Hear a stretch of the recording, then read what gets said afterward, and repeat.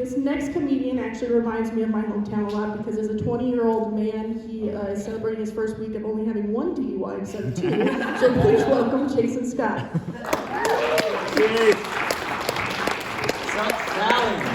How many locals we have here tonight?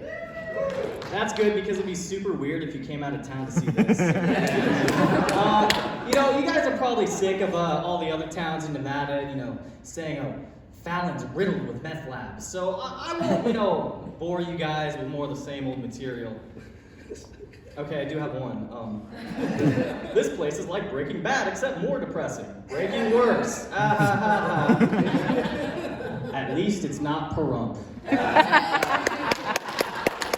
So, 44 of the 102 pilgrims who landed on Plymouth Rock died that winter because of the harsh conditions of the New World.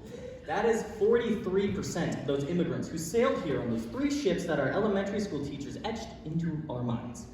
43%.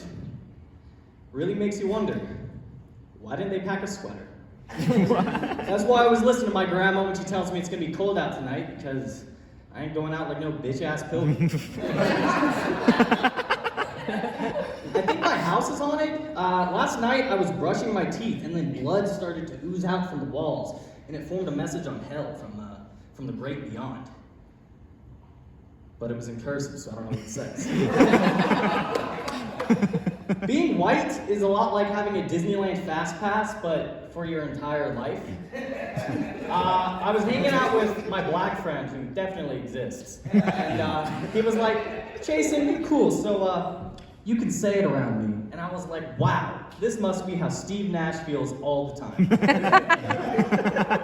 I told that joke to my girlfriend, and she was like, I don't know if Steve Nash is relevant anymore. Maybe you should update it. And I'm a Suns fan, as you can tell by my gaudy purple shoes. So I had to, tell her, like, hey, he's one of the best players the last 25 years. He's still fresh in any sports fan's mind.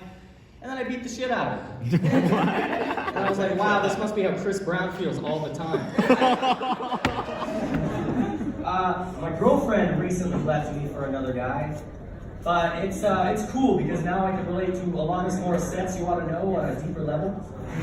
I really like that song. It'd probably be my go-to karaoke song, except it's a song sung by a girl about a guy. And my masculinity is very fragile. But the song wouldn't be the same if a guy sung it. Like, so many of the lyrics are like female-oriented. Like the line, would she go down on you in a theater? Would have to be, would he finger you in a theater? Yeah, he probably would. Like, no girl ever has had to shoot that look at their boyfriends in the middle of a boring movie, like, what you trying to do? Because he's been looking at her like that since they bought the tickets. And then the line, every time I scratch my nails down someone else's back, I hope you feel it. Would have to be, every time I nut too quick, I hope you get disappointed too. Nobody wants to sing that. In fact, it doesn't even fit the melody of the song. In fact, a guy wouldn't even have bothered to write a song. He would have just cried in his room alone, burnt all your pictures, and then pretended to be happy even though he's still extremely bitter about the whole situation. Delilah, you fucking whore! Why did you leave me? So, she left me. Which, it's kind of BS, I think. I mean, she did tell me 6 months ago that she was unhappy and feeling unfulfilled with the relationship, and I did nothing to fix it. But, I don't see how it's my fault that she can't ignore my flaws and just settle for me. All I did was cheat on her, lie to her, neglect her, and never fully commit to a future with her. I mean, talk about high standards, am I right, fellas? Comedy. I'm joking. That's the cool thing about being a comedian is you can say some pretty heavy shit and then just play it off like you were joking. Like, hey Chayson, how you been lately? Not good. I've been on a 3-month-long drug and alcohol bender and haven't been sober for more than 3 days at a time. I don't think I've ever properly mourned the end to my last relationship, Probably could have tried harder, but I think it's due to my poor relationship with my mother that I have issues opening up to women. Are you good? Yeah, dude, it was just my new bit. What'd you think? Yeah. I think you need therapy. This kind of humor works so well with our generation, though, because, we're all so deep in our negative thoughts that the only way we can deal with them is by making a complete joke out of them. Like, could you imagine if Jerry Seinfeld was depressed? What's the deal with ending a 2.5-year-long relationship and then feeling incomplete? Everybody says I need to work on myself, but I don't know how. What's the deal with laying awake at night thinking about how it all went wrong? I could have tried harder, but I didn't.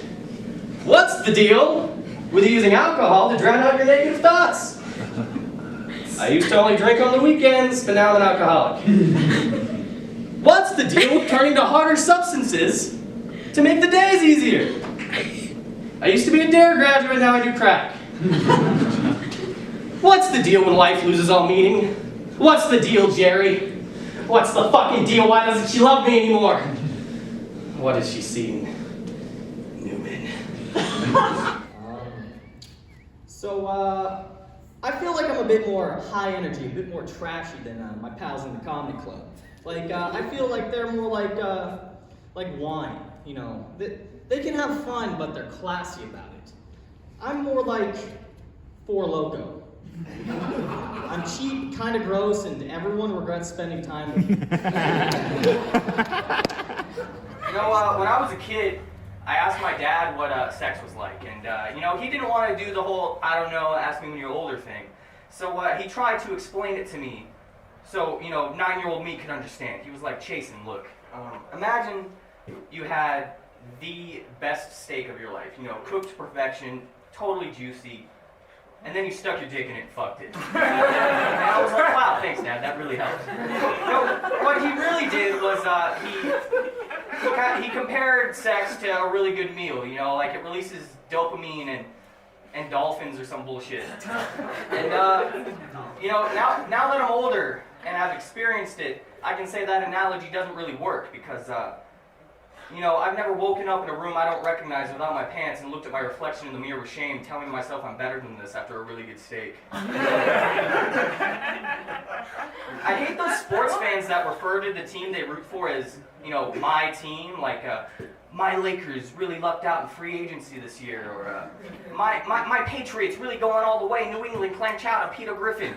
Because, like, you know, it doesn't make sense, because it's only ever, like, the biggest fan bases that do that. Like, sorry, Juan, you're gonna have to share the Raiders with the rest, cell block C. Like, you know, it would make sense if it was something like, oh, my Charlotte Hornets looking to be real lukewarm again this year. Because the Hornets only have 2 fans, you know, Michael Jordan and the guy I made up for this joke. You know, ugly women have some nerve matching with me on Tinder after I blindly swiped right on everybody last night when I was drunk. I hate when you go on Tinder and their account says they're 20, but then their bio is like, not actually 20. Like, that's a great way to start a healthy relationship, by immediately lying. I matched with this one girl. She said she was 18, and then she messaged me. She's like, I'm actually 16. Bitch! What the fuck are you doing on Tinder? Like, you should be at home stealing your brother's weed and reading Catcher in the Rye and listening to Suicide Boys, not fucking trying to get some dude arrested. Knock knock. Who's there? Joe. Joe who? Joe Mama. Alright, so last week I nared my asshole. And now my butthole is smooth and it constantly feels wet. And I'm just like, wow, women have to deal with this shit all the time. This is not vibes.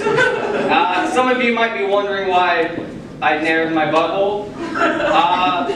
I let a woman on Tinder eat my ass.